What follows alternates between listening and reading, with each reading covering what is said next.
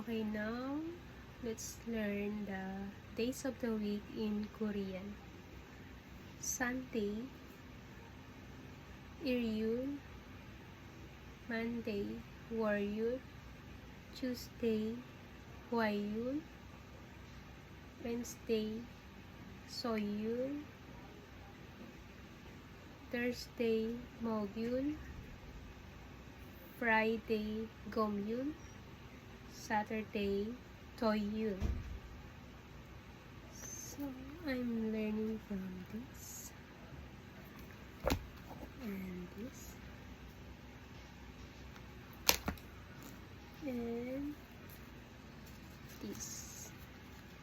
So this is days of the week in Korean, and I have a lot of EPS tools.